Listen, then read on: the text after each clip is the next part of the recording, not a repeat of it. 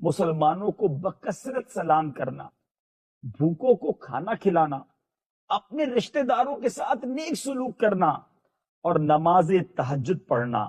سبحان اللہ سبحان اللہ۔ ماہ رمضان میں تہجد پڑھنا بڑا آسان ہو جاتا ہے۔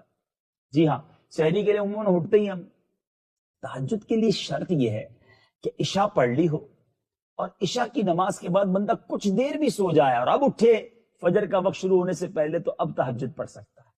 کچھ لوگوں کے نزدیک یہ غلط فہمی ہوتی ہے کہ نہیں جناب، تہجد کا وقت لیٹ نائٹ جا کر شروع ہوتا ہے۔ ایسا نہیں ہے۔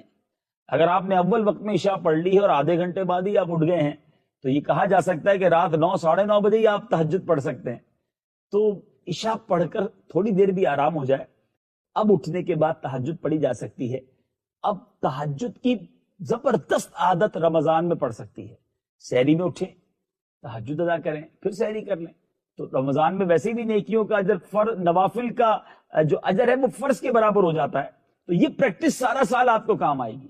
اللہ مجھے بھی تہجد پڑھنے والا بنا دے، آپ کو بھی یہ عمل کرنے والا بنائے۔ اور جو 4 عمل سنے ہیں غور کیجئے گا کہ اب اس پر عمل کرتے ہیں کہ نہیں۔ سلام کو بکثرت عام کریں، جس کو جانتے ہیں اس کو بھی سلام کریں، مسلمان کو، جس کو نہیں جانتے اس کو بھی سلام کریں اور برکتیں حاصل کیجئے۔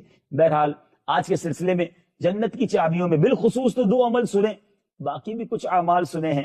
اللہ تعالیٰ مجھے بھی جنت میں داخلہ عطا فرمائے بلا حساب، اور آپ کو بھی یہ شرف عطا فرمائے۔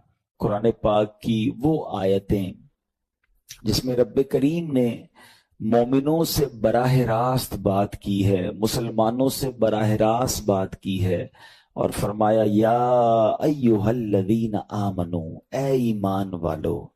وہ ہم نے انشاءاللہ سیریز کو لے کے چلنا ہے، اور ہم نے اس بیان کا یا اس ٹاپک کا نام رکھا ہے قرآن کی باتیں۔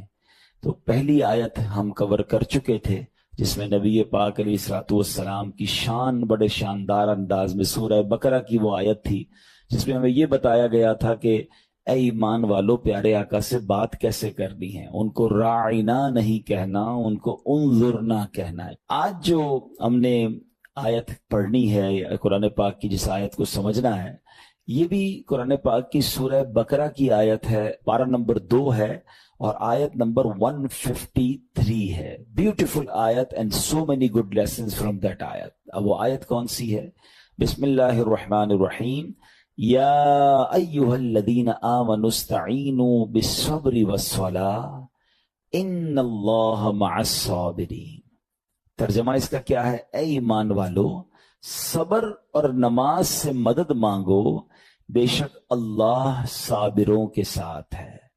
اب یہاں بہت خوبصورت باتیں ہمیں سیکھنی ہیں کہ صبر اور نماز سے مدد مانگو۔ قرآن ہمیں راستہ بتا رہا ہے کہ آپ کو ہیلپ چاہیے تو صبر اور نماز کے ذریعے آپ نے ہیلپ لینی ہے۔ اب اس کا مطلب یہ ہوا کہ عبادات کی ادائیگی، گناہوں سے رکنے اور نفسانی خواہشات پورا نہ کرنے پر صبر کیا جائے، اور نماز چونکہ تمام عبادات کی اصل ہے، اہل ایمان کی معراج ہے، اللہ اور بندے کے درمیان ایک بیوٹیفل کانٹیکٹ ہے، تو اس لیے اس سے بھی مدد طلب کرنے کا حکم دیا گیا ہے۔ یہ بھی یاد رہے کہ بدن پر باطنی اعمال میں سب سے سخت صبر ہے اور ظاہری اعمال میں سب سے مشکل نماز ہے۔ یہ بڑی اہم بات ہے۔ کچھ اعمال وہ ہیں جن کا تعلق دل سے ہوتا ہے، انسائٹ ہوتا ہے۔ انسائٹ اعمال میں سب سے مشکل کام کیا ہے؟ صبر کرنا۔ اور ظاہری عبادتوں میں، جسمانی عبادتوں میں سب سے مشکل کام کیا ہے؟ نماز پڑھنا۔ تو یہ 2 اہم کام دیے گئے کہ صبر اور نماز سے مدد چاہو۔ اچھا، اب ہم دیکھتے ہیں کہ صبر اور نماز سے مدد ملتی کیسے ہے، اور سرکار دو عالم صلی اللہ تعالی علیہ وسلم کا اس میں کیا معمول تھا، اب ذرا سنیے گا۔ اب نبی پاک علیہ الصلوۃ والسلام کا یہی معمول تھا۔ حضرت حذیفہ رضی اللہ تعالیٰ عنہ فرماتے ہیں، نبی کریم علیہ الصلوۃ والسلام کو جب کوئی سخت مہم پیش آتی تو آپ علیہ الصلوۃ والسلام نماز میں مشغول ہو جاتے۔ جب میں خود اس آیت کی کچھ دنوں پہلے تیاری کر رہا تھا تو بڑا ایک نیا، کہتے ہیں نا، نیا باب آنکھوں کے سامنے کھلا کہ یقیناً جب ہم پرابلم میں آتے ہیں ہم دعا بھی کرتے ہیں، ہم لوگوں سے بھی کہتے ہیں، مگر کیا ڈائریکٹلی ہم نماز کی طرف جاتے ہیں؟ حالانکہ قرآن نے ہمیں پرابلمز کا سولوشن کیا دیا ہے کہ صبر اور نماز سے مدد چاہو. اب آگے چلیں. حضرت عمر فاروق کا بھی یہی عمل تھا کہ کوئی مشکل درپیش آتی تو آپ رضی اللہ تعالیٰ کو اگر کبھی اسلامی فوجوں کے آنے میں تاخیر پتہ چلتی، یعنی آپ چونکہ جنگوں کے لیے فوجوں کو روانہ کرتے تھے، بہت شاندار اسٹریٹجک پلانر تھے، تو اب فوج گئی اور ایکسپیکٹیشن یہ تھی کہ فلاں ٹائم کو واپس آ جائے گی. اس زمانے میں ٹیلی فون تو تھا نہیں، انٹرنیٹ تو تھا نہیں کہ لوکیشن شیئر ہو جائے گی، یہ کال آ جائے گی کہ سر ہم یہاں رکے ہوئے ہیں. اب ٹائم ہو جاتا اور فوج واپس نہ آتی نا، تو آپ اب اس کو کیا کرتے؟ کہ اب پتہ تو نہیں کیا ہوا ان کے ساتھ، خیریت سے آ جائیں. تو آپ نماز میں مشغول ہو جاتے، نماز کے لیے کھڑے ہو جاتے. اب کیا ہمارے ساتھ کبھی ایسا ہوتا ہے کہ ہمارا بچہ کہیں گیا ہے، اس کی خبر نہیں آ رہی، یا کوئی چیز ہماری آنی ہے ابھی تک پہنچی نہیں ہے، یا کوئی اچھی نیوز نہیں آ رہی ہے، تو ہم کیا اس کے لیے نماز کی طرف جاتے ہیں؟ یہ نبی پاک کا ہمیشہ معمول رہا. حضرت عبداللہ بن محمد حنفیہ رحمت اللہ تعالی فرماتے ہیں کہ میں اور میرے والد ایک انصاری رشتہ دار کے پاس عیادت کرنے گئے. جب نماز کا وقت ہوا تو انہوں نے اپنے اہل خانہ میں سے کسی کو پکارا کہ اے لڑکی، وضو کا پانی لے آؤ اور ہمارے لیے نماز میں راحت پہنچاؤ، نماز پڑھ کر میں راحت پاؤں، جلدی سے وضو کا پانی لے آؤ. تو کہتے ہیں ہم نے ان انصاری شخصیت کے الفاظ پر بڑا تعجب کیا کہ نماز سے راحت کیسے ملتی ہے. تو انہوں نے کہا میں نے نبی پاک علیہ الصلوۃ والسلام کو فرماتے سنا ہے، اے بلال کھڑے ہو اور ہمیں نماز کے ذریعے راحت پہنچاؤ. And it means namaz is a relaxation for all of us. Namaz is the way to solve your problem. آپ کو جب کوئی پرابلم آئے نا، آپ اللہ کی بارگاہ میں نماز کے لیے کھڑے ہو جائیں. مکروہ وقت نہیں ہے، آپ نوافل پڑھنا شروع کر دیں. آپ دیکھیں نماز ہیلپ کرے گی آپ کی، نماز سے آپ کے لیے راحتیں ہو جائیں گی. آپ کی حضرت عبد الرحمن بن عوف کتنے بڑے صحابی ہیں رضی اللہ تعالیٰ. یہ وہ صحابی ہیں کہ جو عشرہ مبشرہ میں سے بھی ہیں. And he was billionaire on that time. سب سے امیر صحابہ میں جو نام آتے ہیں وہ حضرت عثمان غنی اور حضرت عبد الرحمن بن عوف رضی اللہ تعالیٰ کے نام آتے ہیں. آپ کا ایک بار بے ہوشی غشی طاری ہوئی، ٹھیک ہے، انکانشیس ہو گئے آپ. تو آپ کی والدہ نے کیا کیا؟ آپ کی والدہ، لوگ سمجھے کہ آپ کی جان نکل گئی ہے، آپ کی والدہ مسجد کی طرف چل پڑی تاکہ وہاں جا کے نماز پڑھیں اور اس سے مدد حاصل کریں. جب حضرت عبد الرحمن بن عوف کو ہوش آیا نا، تو لوگوں نے کہا کہ آپ کی طبیعت کیسی ہے؟ تو آپ نے کہا کیا مجھ پر غشی طاری ہو گئی تھی ہیں؟ تو کہا جی. تو کہتے ہیں بے شک میری بے ہوشی میں میرے پاس دو فرشتے آئے اور کہنے لگے تم چلتے نہیں کہ ہم تمہیں خدا کی بارگاہ میں لے جائیں اور تمہارے بارے میں فیصلے لیے جائیں. دوسرے فرشتے نے کہا انہیں لوٹا دو، یہ ان افراد میں سے ہے جن کے لیے ان کی ماؤں کے پیٹ میں ہی سعادت مندی لکھ دی گئی تھی، اور ان قریب اللہ تعالیٰ ان کے ذریعے ان کی اولاد کو جب تک چاہے گا نفع دے گا. اس کے بعد آپ رضی اللہ تعالیٰ ایک مہینہ مزید زندہ رہے، اس کے بعد انتقال ہوا. تو پتہ چلا کہ آپ کی والدہ نے نماز پڑھی، اللہ سے مدد مانگی اور آپ کو اللہ نے ایک نئی زندگی عطا فرمائی. تو آپ اپنی زندگی میں اس پریکٹس کو آج اس آیت سے دیکھیں. ہم نے کرنا کیا ہے؟ ہم جب بیان میں آئیں تو صرف بیان نہیں سننا ہے، ہم نے اللہ نے مجھے کہا کیا ہے. ہم اس ٹاپک کو لے کے اسی لیے چل رہے ہیں نا کہ میرے رب نے ڈائریکٹلی مجھ سے کیا بات کی ہے. تو آج اس آیت میں یہ لیسن مل رہا ہے کہ جب کسی پرابلم میں ہیں، کلیمٹی میں ہیں، تو اللہ کی طرف جانا ہے اور نماز سے مدد چاہنی ہے. وَاسْتَعِينُوا بِالصَّبْرِ وَالصَّلَاةِ. اچھا اب آپ دیکھیں پیارے آقا کی نماز کی کیسی عادت تھی. بادل گرجتے تھے، آندھی چلتی تھی، کسی بری خبر کی اطلاع آ رہی ہوتی تھی، نبی پاک نماز کی طرف چلے جاتے. اچھا مجھے بتائیں نماز استسقاء کیا ہے؟ بارش نہیں ہو رہی ہے، پیارے آقا نماز پڑھا رہے ہیں. سورج گہن ہو رہا ہے، نبی پاک نماز پڑھا رہے ہیں. چاند گہن ہو رہا ہے، پیارے آقا نماز کی طرف. یعنی کس قدر اللہ کی طرف رجوع ہے. And whenever anything bad happen یا گوئنگ ٹو بیڈ ہیپن، ہونے والی لگ رہی ہے، کچھ بڑا ہونے والا ہے.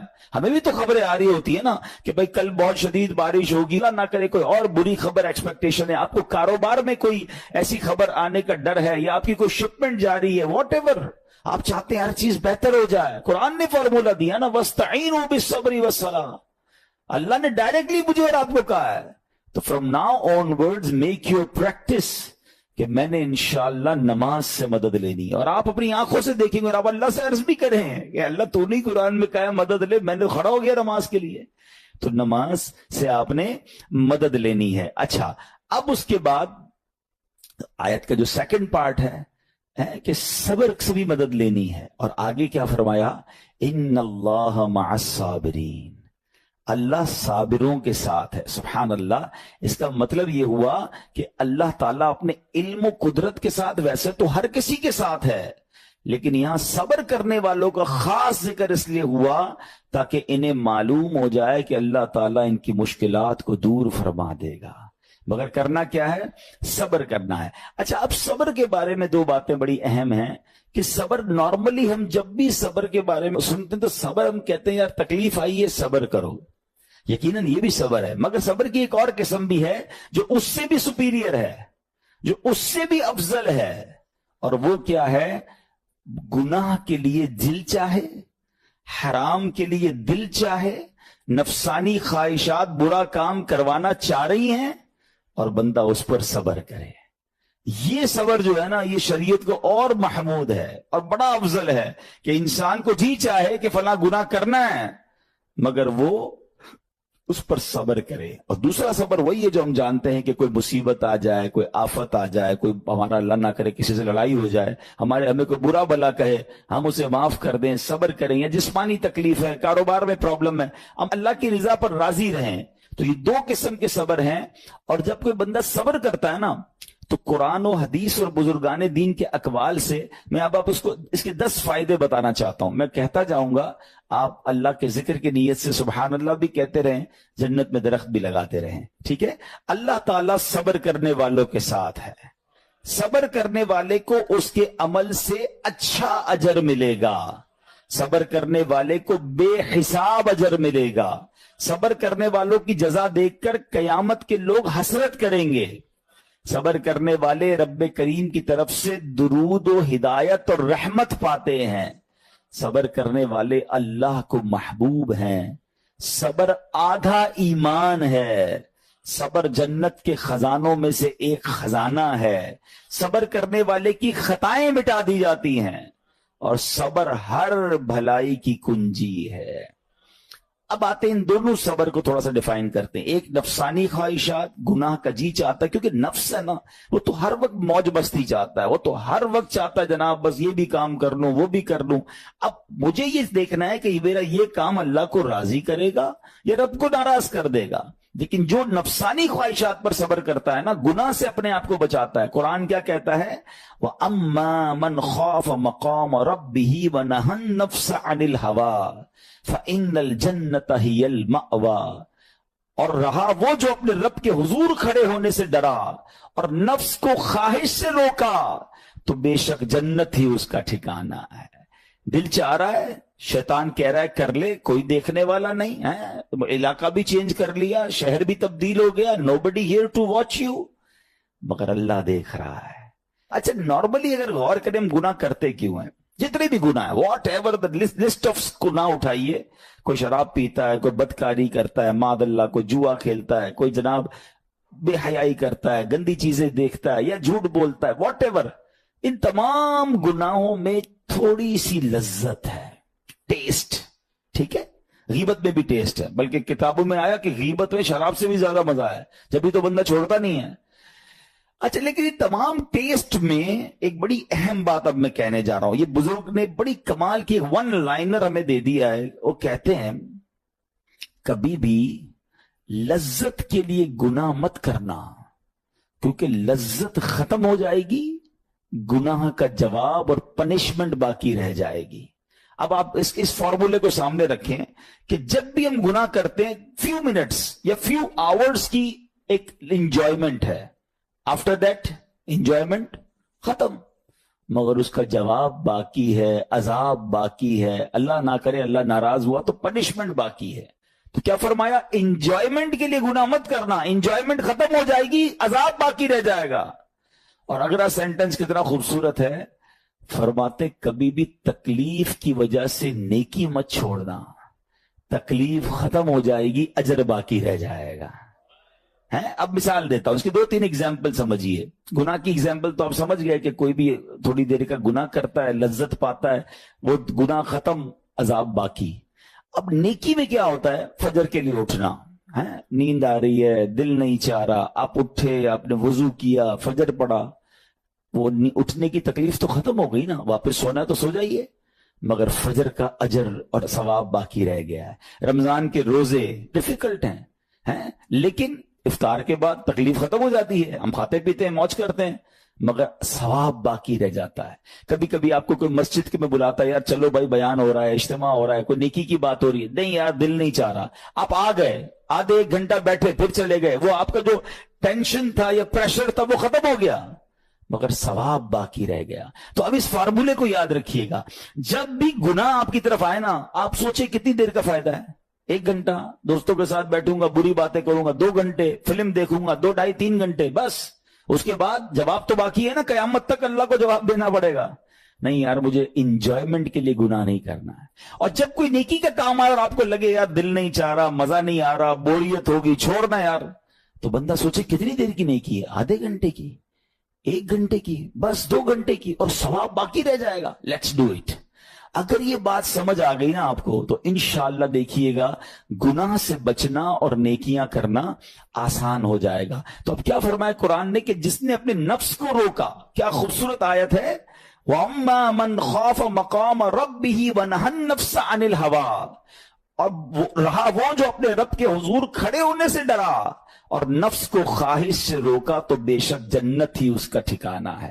اور ایک اور جگہ کمال سے فرمایا وَلِمَنْ خَافَ مَقَامَ رَبِّهِ جَنَّتَانِ، مبارک ہو ان کو جو اللہ سے ڈرتے ہیں نا، صبر کرتے ہیں، گناہ نہیں کرتے، رک جاتے ہیں۔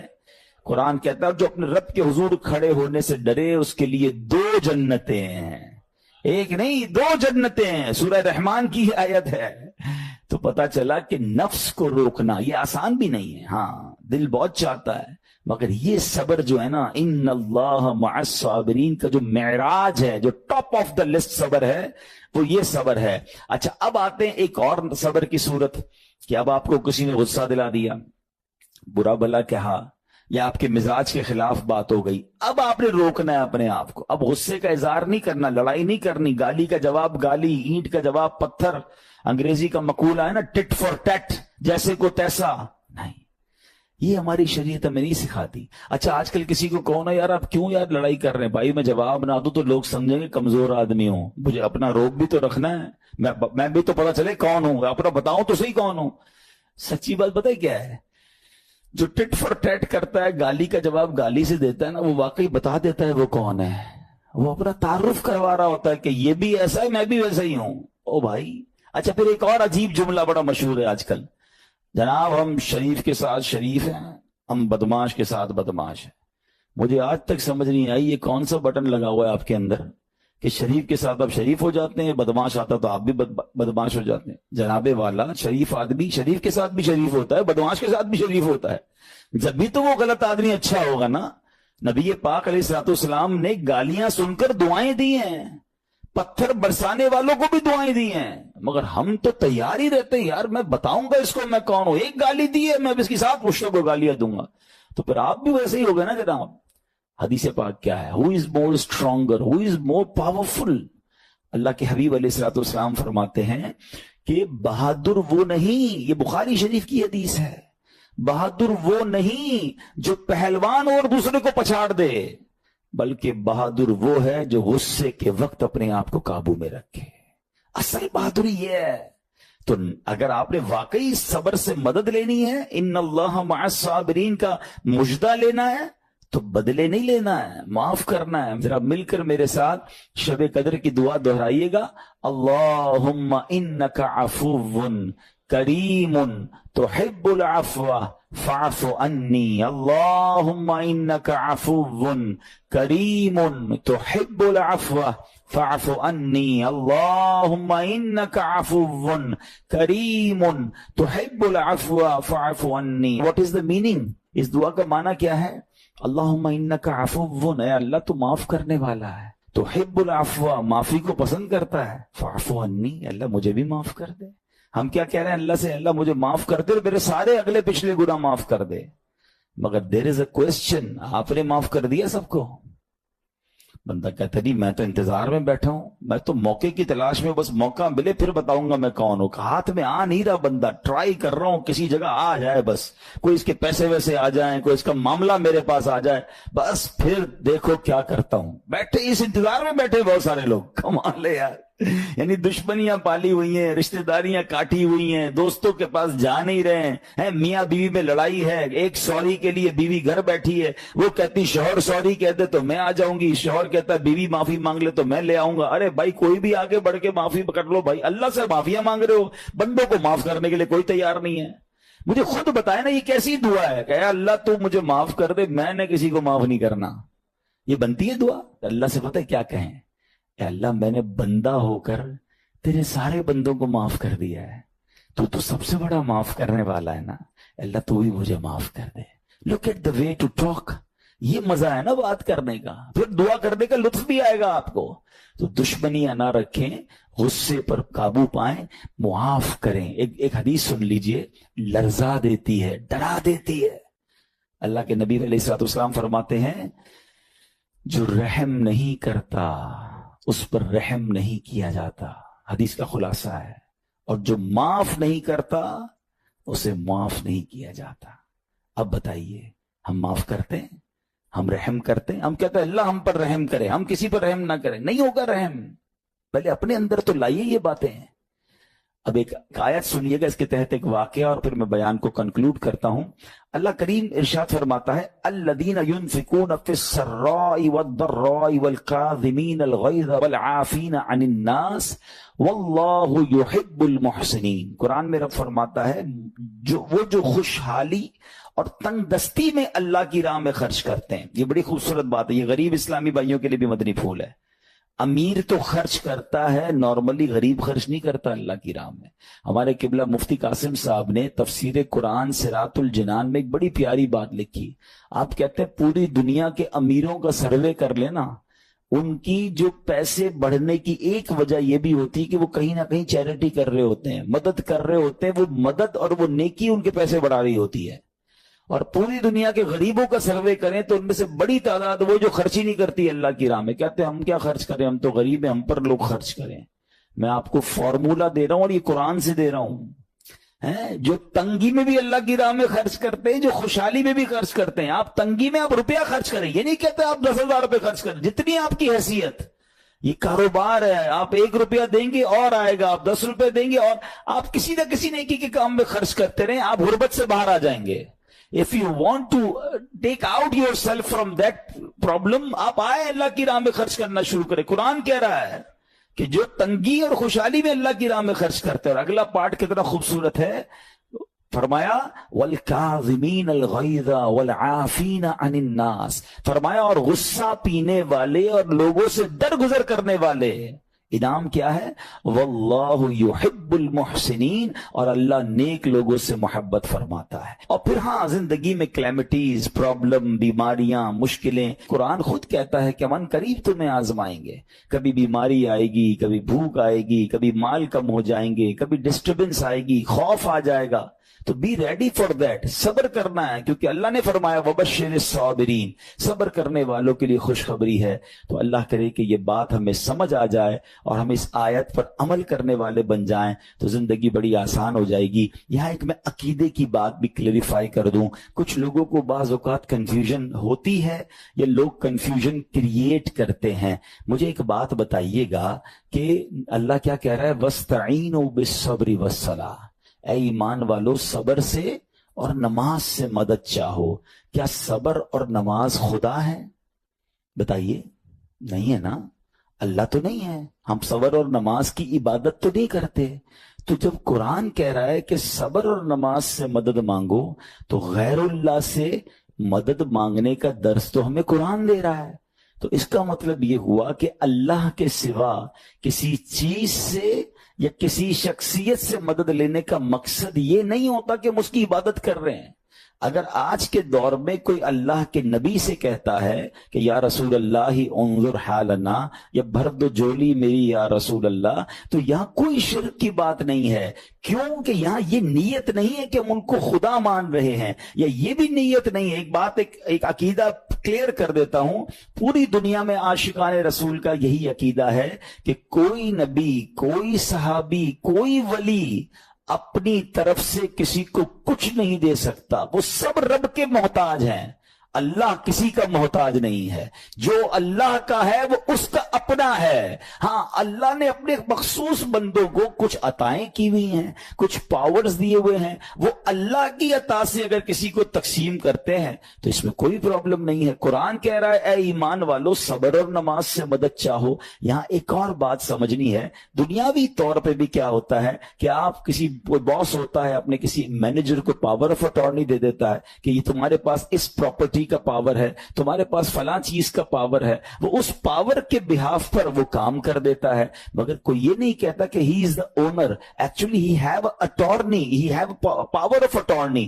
بالکل ہمارا بھی عقیدہ یہ ہے کہ اللہ نے اپنے کچھ مخصوص بندوں کو، اپنے پیاروں کو کچھ اختیارات عطا فرمائے ہیں، اور جب وہ ان اختیارات پر عمل کرتے ہیں تو ایکچولی وہ اللہ ہی کی عطا ہے. ہاں، دنیا میں اگر کوئی یہ سمجھتا ہے کہ کوئی شخصیت یا کوئی بزرگ یا کوئی اللہ والے اپنی طرف سے دیتے ہیں، رب کا اس میں کوئی دخل نہیں، تو یہ شرک ہے، یہ بات درست نہیں ہے. ہمارا سب کا عقیدہ یہ ہے کہ جو کچھ دنیا میں اگر کسی ولی، نبی، صحابی کے پاس ہے وہ رب کا دیا ہوا ہے، رب کی عطا ہے.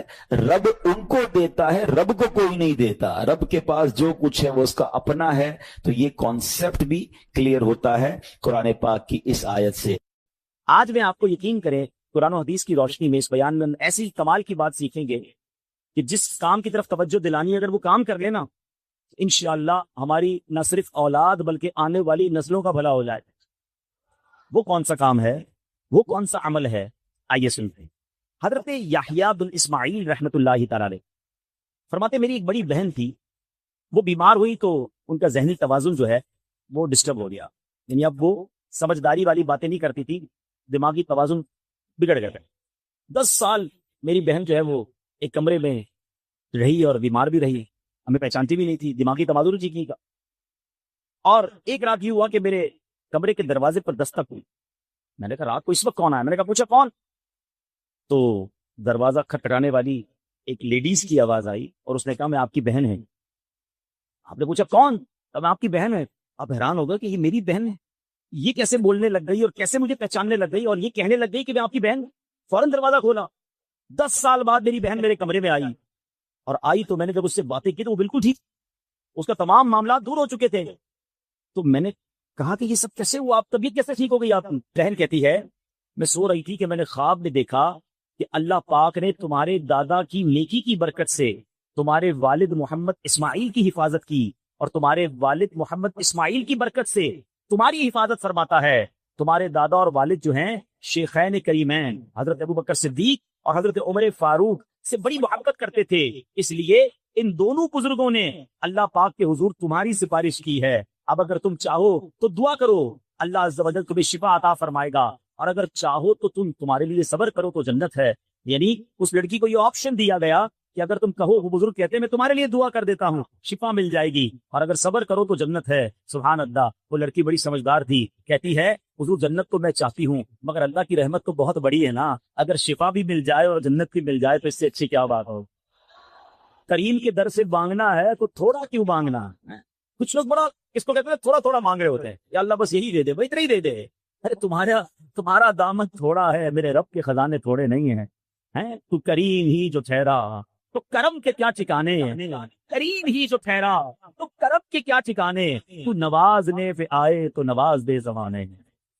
اب وہ لڑکی کہتی میں نے بزرگوں سے کہا کہ شفا بھی مل جائے اور جنت بھی مل جائے تو اس سے بڑی کیا بات ہوگی. اللہ اکبر. اب وہ بزرگ کہتے کہ تمہارے والد اور تمہارے دادا شیخین کریمین سے محبت کرتے تھے، اس کی برکت سے اللہ نے تمہیں شفا بھی دے دی اور تمہیں جنت کی بشارت بھی عطا کی. اچھا، یہ اتنا خوبصورت واقعہ ہے، اس میں بہت ساری باتیں سیکھنے کو ہیں.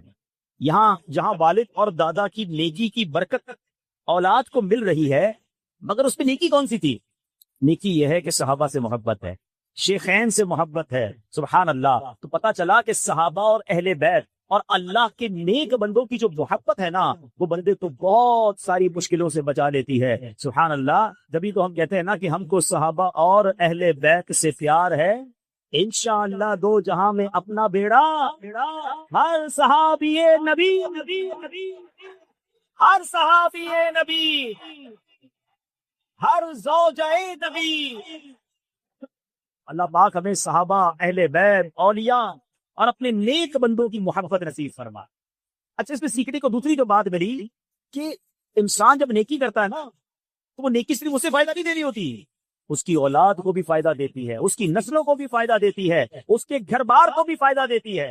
اور ہم بعض اوقات نیکی کر کے یا تو نیکی کرنے سے پہلے سمجھ رہے ہوتے ہو یار اس کا کیا فائدہ ہے، تھوڑا سا ہی تو نیکی ہے، چھوٹی سی تو نیکی ہے، یہ نیکی کر کے بھول جاتے ہیں، پتہ نہیں کچھ ہوگا نہیں ہوگا. یاد رکھیے، نہ نیکی بھلائی جاتی ہے نہ گناہ بھلایا جاتا ہے. میں اور آپ تو بھول جاتے ہیں، مگر اللہ کی بارگاہ میں یہ سب لکھ لیا گیا ہے. بڑی خوبصورت حدیث ہے، جمعے کے خطبے میں یہ حدیث آپ سے کئی بار سنی ہوگی. اب پرابلم یہ ہے کہ جمعے کا خطبہ تو ہر بار سنتے ہیں، سمجھ کو آتا نہیں، نہ کبھی کوشش کی امام صاحب سے پوچھنے کی یا کوئی ٹرانسلیشن تو جو یار ہر جمعے کو جمعے کا خطبہ سنتا ہوں، سمجھ نہیں آتا امام صاحب کیا بول رہے ہوتے ہیں. حالانکہ اتنے کمال کے اس میں میسیجز ہوتے ہیں. اس میں ایک حدیث آتی ہے، البر لا یبلا والذنب لا ینسا والدیان لا یموت اعمل ما شئت کما تدین تدام. یاد آئے؟ سب سر بھی ہلا رہے. ہاں یار ایسا کچھ امام صاحب بولتے تو ہیں، آدھوں کو تو یاد بھی ہوگی مگر مانا نہیں پتا. آپ بلیو کریں، یقین کریں، یہ ایسی حدیث ہے تو جھنجھوڑ دیتی ہے، وہ ہلا دیتی ہے. اگر اس کا معنی پتا ہو نا کیا کمال کا میسج ہے اس میں. فرمایا البر لا یبلا، فرمایا نیکی کبھی پرانی نہیں ہوتی ہے. ہاں نیکی باقی رہتی ہے، پھلتی رہتی ہے، مہک نکلتی رہتی ہے، نیکی پرانی نہیں ہوتی. البر لا یبلا، فرمایا والذنب لا ینسا، گناہ بلایا نہیں جاتا. بدقسمتی یہ ہے کہ ہم اپنے گناہ کر کر کے بھول بیٹھے. ہمارے بزرگوں سے بچپن میں کوئی خطا ہو نا تو وہ اسے یاد کر کے رویا کرتے تھے.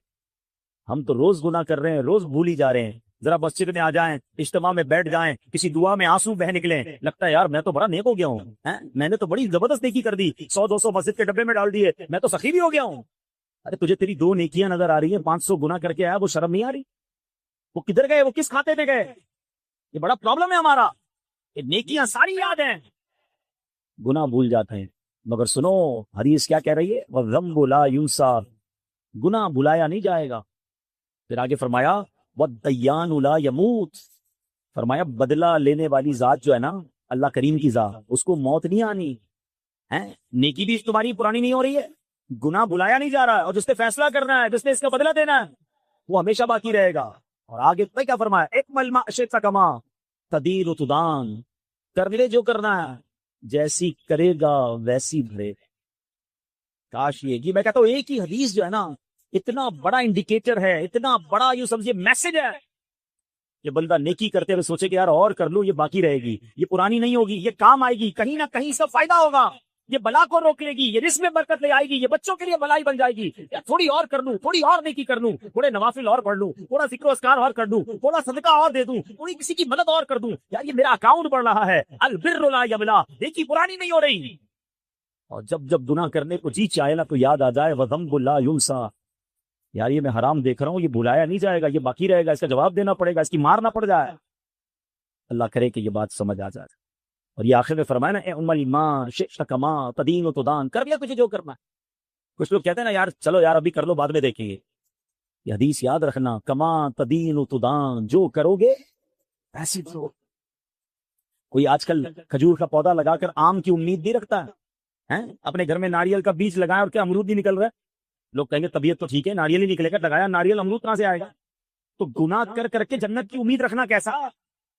اللہ کو ناراضی والے کام بھی کروں اور امید یہ ہے کہ جنت میں چلا جاؤ. قبر جنت کا باغ بن جائے، نمازیں بھی قضا ہو رہی ہیں. خود سوچو نا بیج کون سا لگا رہے ہو. اگر جنت میں جانا ہے تو جنت والا راستہ بھی تو اختیار کرنا پڑے گا نا. اب مثال کے طور پہ میں اس وقت فیضان مدینہ سے اس کے قریب سے آ رہا ہوں ملیر. اب ملیر آنے کے لیے مجھے شارع فیصل لینا پڑا نا. اب میں کہوں میں سپر ہائی وے جا رہا ہوں، دعا کر دیں ملیر پہنچ جاؤں. لوگ کہیں گے حضرت پہلے روڈ تو ملیر کر لیں پھر دعا کروائیں کہ رش نہ ملے. روڈ آپ نے لیا ہوا جناب حیدرآباد کا اور دعا ہم سے کروا رہے ہیں ملیر کی. کیا کہیں گے لوگ؟ سچ بتاؤ. چلے میں تھوڑا سا اور اس کو عوامی زبان میں سمجھا دیتا ہوں. ایک بچہ ہے امام صاحب کو ملا، کہتا ہے امام صاحب دعا کر دیں میٹرک میں پاس ہو جاؤں. میٹرک کے امتحان بھی ہو رہے تھے. دوسری دن آیا، امام صاحب کو بھی روکا، 3 نمازیوں بھی کہا ذرا آپ سب دعا کر دینا میٹرک کے امتحان میں پاس ہو جاؤں. اچھا بیٹا چلے دعا کر دے. تیسرے دن پھر آ گیا، دوبارہ دعا کر دے. بچہ کون سے اسکول میں پڑھتے ہو؟ میں پڑھتا تو نہیں ہوں. اسکول میں نہیں پڑھتے؟ کہ امتحان دیا ہے؟ نہیں. ارے امتحان بھی نہیں دیا، اسکول میں داخلہ نہیں لیا، اور روز آ کے ہم سے دعا کروا رہے ہو میٹرک میں پاس ہو جاؤ. کیا کہو گے اس کو؟ تو پاگل آدمی ہو. ہم میں سے کچھ لوگوں تو معاملہ یہی ہے، حضرت دعا کر دے جنت میں چلا جاؤں، حضرت دعا کر دے نیک بن جاؤں. بہت اچھی بات ہے دعائیں، میں خدا نہ خواستہ دعا کو غلط نہیں کہہ رہا ہے. جنت میں جانے کی دعا کر رہے ہو کہ 2-4 قدم جنت کی طرف اٹھائے بھی کہ نہیں؟ تو نمازیں شروع کی کہ نہیں؟ دعا کر دے نیک بن جاؤں تو کچھ نیک لوگوں کی صحبت بھی اپنائی کہ نہیں؟ کام سارے غلط جاری ہیں اور روز دعائیں کر رہے ہیں. دعا بھی کرنی ہے مگر اس سے پہلے کچھ دوا بھی تو کر لو نا. خدا را سمجھو، بیج جو بونا ہے وہی کاٹنا. ہم نیکیاں کریں پھر اللہ سے دعا کریں یا اللہ قبول فرما دے، پھر دعا کریں مولا جنت عطا فرما دے، پھر مزہ ہے نا. حرام روزی بھی جاری، نماز قضا بھی ہو رہی ہیں، گندی محفلیں بھی جاری ہیں، اور تمنا کیا ہے؟ اعلیٰ حضرت نے یہی بات اپنے شعر میں کہی نا، کام زندہ کے کیے اور ہمیں شوق گلزار ہے کیا ہونا ہے. کہتے کام جہنم میں جانے والے کیے ہیں اور شوق جنت میں جانے والا. کام زندہ کے کیے اور ہمیں شوق گلزار ہے کیا ہونا ہے. بڑی کمال کی بات. اور میں چھپ کے لوگوں سے کیے جس کے گناہ وہ خبردار ہے کیا ہونا ہے. لوگوں سے چھپ کر گناہ کرتے ہو لیکن گناہ کس کے ہیں؟ نافرمانیاں کس کی ہیں؟ اللہ کی. اللہ دیکھ رہا ہے، لوگوں سے چھپ رہے تو اس کو تو پتا ہے نا جس کی گناہ کر رہے ہو. یہی بات اعلیٰ حضرت سمجھا رہے ہیں. تو بہرحال میرے پیارے اسلامی بھائیو، یہ حدیث یاد کر لو، البر لا یبلا والذنب لا ینسا والدیان لا یموت اعمل ما شئت کما تدین تدان. ایک اور اب آئیے، جو نیکیاں ہیں نا وہ کیسے امپیکٹ ڈالتی ہیں. نیکی آپ کی زندگی کو کیسے خوشگوار کر دیتی ہے. بہت سارے لوگ یہاں ملتے کہتے بیمار ہوں، قرضے میں ہوں، زندگی بڑی مشکل ہے، پرابلمز ہیں. تم پرابلم کا حل کہیں اور ڈھونڈ رہے ہو. آؤ میں تمہیں قرآن و حدیث سے بتاتا ہوں کہ اگر اللہ راضی ہو جائے، اللہ کی رضا والے کام بندہ کرنا شروع کرتے، اللہ مشکلیں کیسے آسان فرماتا. اللہ قرآن میں فرماتا ہے للذین احسنوا فی ہذہ الدنیا حسنہ ولدار الآخرۃ خیر. جنہوں نے اس دنیا میں بھلائی کی ان کے لیے بھلائی ہے اور بے شک آخرت کا گھر سب سے بہتر ہے. تفسیر قرآن صراط الجنان میں اس آیت کا ایک معنی یہ ہے کہ جو لوگ ایمان لائے اور اچھے عمل کیے انہیں دنیا میں بھی اچھا اجر ملے گا. اچھے عمل کرو گے دنیا بھی اچھی ہو جائے گی. ایک اور جگہ رب فرماتا ہے من عمل صالحا من ذکر او انثى وهو مؤمن فلنحيينه حیاۃ طیبہ. جو مرد یا عورت نیک عمل کرے اور وہ مسلمان ہو تو ہم ضرور اسے پاکیزہ زندگی دیں گے. اچھے عمل کرو گے اللہ آسان رزق والی برکت والی زندگی دے گا. معلوم یہ ہوا کہ نیک اعمال کی برکت سے بندہ مومن کو دنیا میں رزق حلال، نیک، پاکیزہ، پرسکون، چین اور راحت و آرام والی زندگی دے دی جاتی ہے. یہی چاہیے نا، راحت بھی ہو، سکون بھی ہو، چین بھی ہو، پاکیزہ رزق ہو. پتہ چلا نیک بنی جائے، اللہ کے قریب ہوگے، اللہ دنیا بھی اچھی کر دے گا. اچھا کچھ لوگ بڑی عجیب بات کرتے ہیں، جناب دنیا کے لیے بھی کچھ ہونا چاہیے اور آخرت کے لیے بھی ہونا چاہیے. آخرت کے ساتھ ساتھ دنیا کی بھی فکر کرو. مولانا صاحب مجھے ایک بات بتائیں، میں آپ کو شارٹ کٹ بتا دیتے. آپ کوئی چاہتا ہے آخرت بہتر ہو جائے، کوئی چاہتا ہے دنیا بہتر ہو جائے، اور کوئی کہتا ہے یار دونوں کو ساتھ چلاؤ. بھائی میں آپ کو شارٹ کٹ بتا دیتا ہوں. مجھے بتاؤ دنیا اور آخرت کا مالک کون ہے؟ کون ہے؟ رحمان الدنیا والآخرہ. وہ دنیا کا بھی مالک ہے، وہ آخرت کا بھی مالک ہے نا. وہ دنیا میں بھی کرم فرمانے والا ہے، آخرت میں بھی کرم فرمانے والا. تو پتہ چلا جس نے رحمان کو راضی کر لیا اس نے اس کی دنیا بھی بہتر کر دینی ہے، آخرت بھی بہتر کر دینی. ایک ہی ٹارگٹ پکڑ لو نا یار، دنیا کا کام الگ ہونا چاہیے، آخرت کا الگ ہونا چاہیے، دونوں کو ملا کر چلو. ارے سب کو رکھو سائیڈ پہ، اللہ کو راضی کر لو، اللہ تمہاری دنیا بھی اچھی کر دے گا، آخرت بھی اچھی کر دے گا. اللہ کیسے راضی ہوگا؟ اللہ کی رضا والے کام کریں جس سے رب راضی ہوتا ہے، اللہ کی عبادت کریں، اس کی ناراضی والے کاموں سے بچیں. تو یہ سبحان اللہ فائدے ہیں. حضرت حسن بن صالح رحمۃ اللہ تعالی فرماتے ہیں کہ نیک عمل، اب دیکھیں اس کے میں دنیاوی بینیفٹس بھی بتا رہا ہوں کہ نیک عمل بدن میں قوت، دل میں نور اور آنکھوں میں روشنی پیدا کرتا ہے. اور اسی طرح برا عمل جو ہے بدن میں کمزوری، دل میں اندھیرا اور آنکھوں میں اندھا پن لاتا.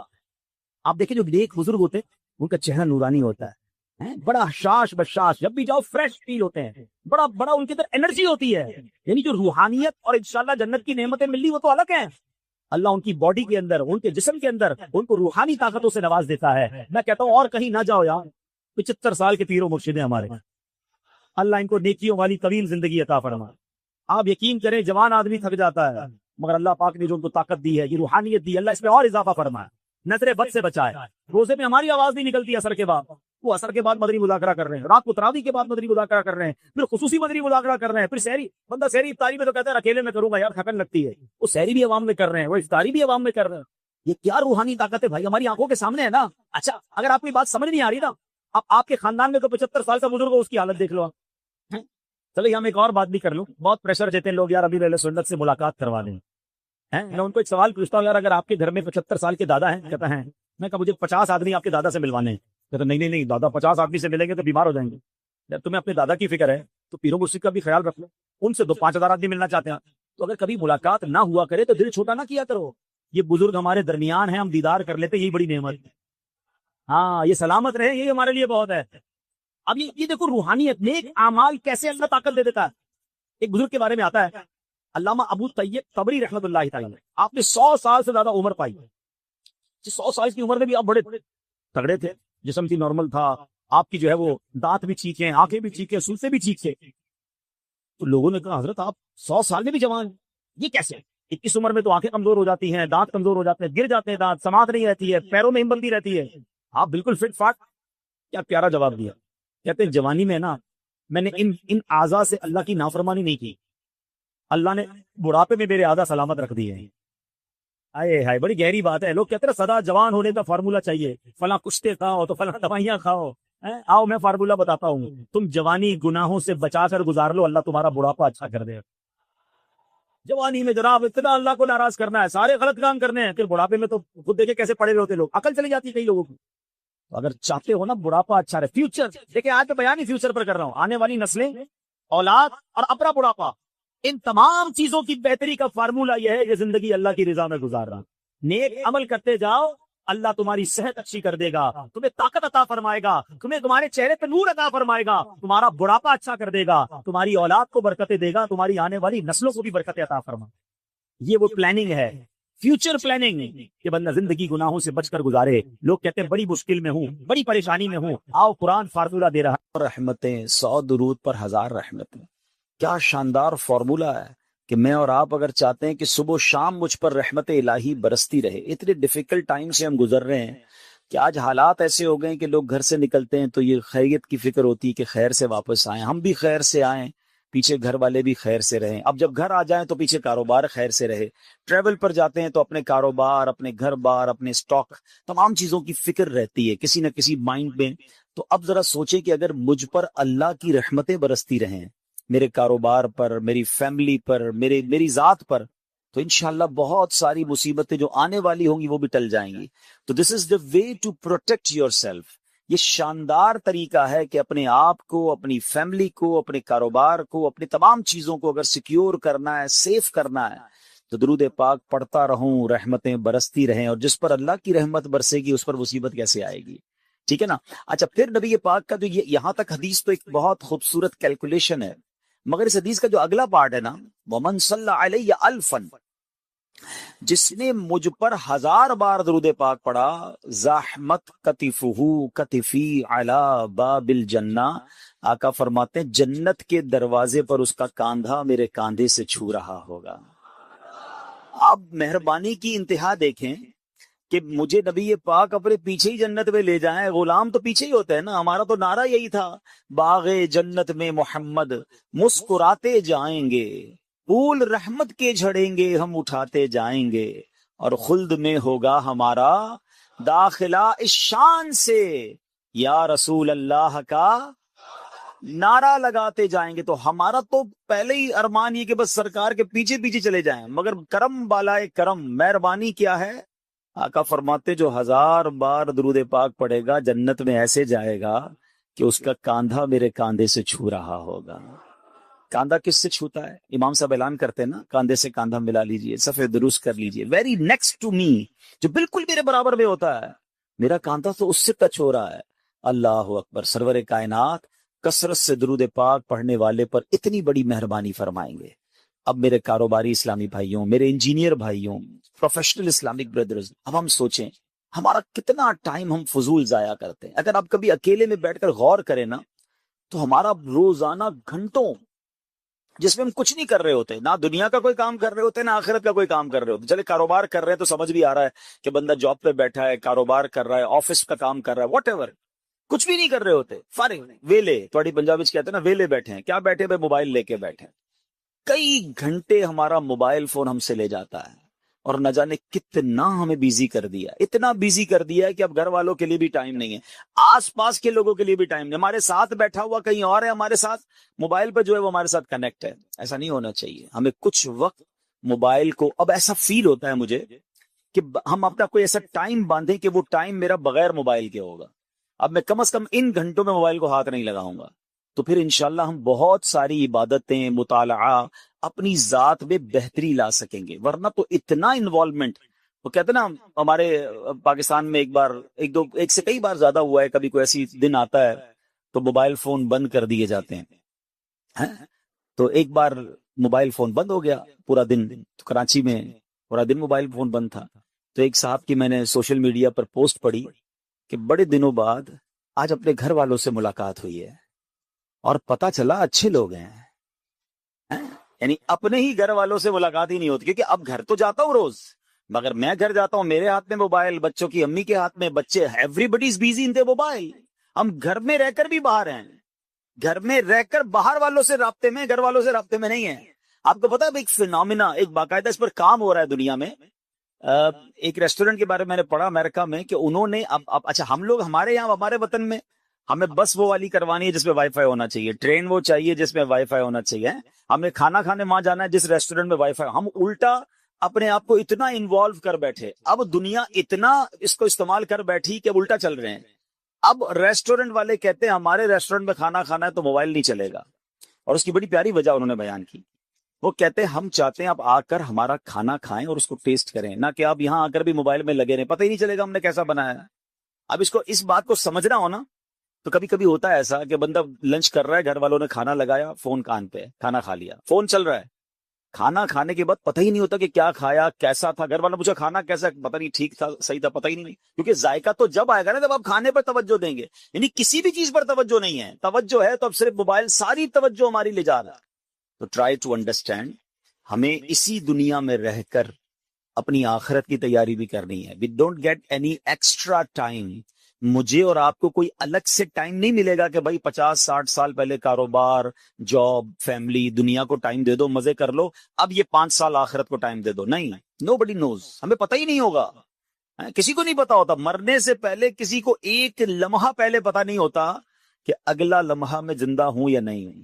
جبھی تو وہ شعر سنا ہے نا، آگاہ اپنی موت سے کوئی بشر نہیں، سامان 100 برس کا ہے، پل کی خبر نہیں. ہمیں تو پل کا نہیں پتا ہے، تو پھر کیوں نہیں کرتے آخرت کی تیاری. اللہ ان اوقات سے بچا لے کہ جو اوقات ضائع کرنے والے ہیں. اللہ کرے کہ ایک ایک سانس کی ہمیں قدر نصیب ہو جائے. لوگ ٹائم مینجمنٹ پر بڑی بات کرتے ہیں، بزنس مین بھی بیٹھے ہیں، پروفیشنلز، انجینئرز مجھے سن رہے ہیں. میں بہت نبی پاک علیہ الصلوۃ والسلام کی لائف، اللہ اکبر، ٹائم مینجمنٹ کا جو اسلام درس دیتا ہے نا، میں کہتا ہوں کائنات میں کوئی ریلیجن، یعنی اسلام تو پریکٹیکلی ٹائم مینجمنٹ کا درس دے رہا ہوتا ہے. جتنی ٹائمنگ کے ساتھ ہماری عبادتیں ہیں، مجھے بتائیے کہ ہمارا تو سارا کا سارا نظام ہی ٹائمنگز پہ ہے. نماز کا وقت شروع ہو گیا، جب تک وقت شروع نہیں ہوگا آپ نماز نہیں پڑھ سکتے. 1 منٹ پہلے بھی نماز پڑھی تو نماز نہیں ہوگی، 1 منٹ بعد نماز پڑھی، ٹائم ختم ہو گیا، پھر نماز نہیں ہوگی. افطار پورا دن بھوکے ہیں، 1 منٹ پہلے افطار، چند سیکنڈ پہلے افطار کر لیا تو روزہ گیا. اور جیسے افطار کا وقت ہوگا پھر افطار کریں گے. یعنی ہماری نماز، ہمارے روزے، ہماری عبادات کس قدر ٹائمنگ کے ساتھ ہے. بڑی باتیں کرتے لوگ، میں نے بھی دنیا دیکھی ہے کہ جناب دنیا میں جائیں بڑا ٹائم ٹیبل ہے، لوگ بڑے وقت کے پابند ہیں، ٹرینیں، جہاز، ایوری تھنگ ٹائم پہ آتی ہے. میں دنیا کے بہت سارے ملکوں میں ٹرینوں میں، جہازوں میں، پانی کے جہازوں میں، سب میں سفر کر کے دیکھ لیا. یقیناً ٹائم کا بڑا وہاں پر نظام ہے، مگر کبھی کبھی ایسا ضرور ہوتا ہے کہ جب موسم خراب ہو، طوفان ہو، فاگ ہو، سنو فال ہو، تھوڑا بہت وہاں بھی ٹائم میں فلائٹ کینسل ہو جاتی ہے، لیٹ ہو جاتی، سب ہو سکتا ہے. آؤ میں بتاتا ہوں اسلام میں ٹائم کی کیسی پابندی ہے. آندھی آئے، طوفان آئے، پوری دنیا میں جب اذان کا وقت ہوتا ہے، مؤذن اس وقت ٹائم پہ اذان دیتا ہے. آپ دنیا کی کسی مسجد میں چلے جائیں، 99.99% باہر بارش ہو رہی ہے، طوفان ہو رہا ہے، نماز جماعت کا جو وقت ہے امام صاحب ایگزیکٹلی اسی ٹائم پہ جماعت کو کھڑا کر دیتے ہیں. ارے اتنی بڑی تعداد میں ٹائم مینجمنٹ ہے. مسجدوں کی تعداد تو اٹھاؤ, جماعت کتنی ہوتی ہیں, اذانیں کتنی ہوتی, کروڑوں دنیا میں اگر جماعت ہو رہی ہیں, ہر جماعت ٹائم پہ ہو رہی ہے, ہر اذان ٹائم پہ ہو رہی ہے. اللہ اکبر. بلکہ لوگ کہتے ہیں ٹائم مینجمنٹ کے ساتھ ڈسپلن ہونا چاہیے. آؤ میں بتاتا ہوں اسلام ڈسپلن کیسا سکھاتا ہے. اسلام سکھاتا ضرور ہے, ہاں اگر ہم مسلمانوں کے اندر ڈسپلن نہ آ سکا تو اس کا بھی ریزن یہی ہے کہ ہم پریکٹسنگ اگر مسلمان بن جاتے, ہم 5 وقت کے نمازی بن جاتے. بڑی خوبصورت بات پچھلے دنوں نگران شورا سے ایک شخص بتا رہے تھے کہ ایک بندہ کہتا ہے میرا بہت زیادہ ٹائم جو ہے نا گڑبڑ ہے, میری لائف بڑی بکھری ہوئی ہے, میں اپنی چیزوں کو سیٹل ڈاؤن نہیں کر پاتا. جن کو یہ فیل ہوتا ہو کہ یار میری چیزیں سیدھی نہیں ہو رہی, میرے کام پورے نہیں ہو رہے, نگران شورا نے فرمایا ساری باتیں چھوڑو, 5 وقت بعد جماعت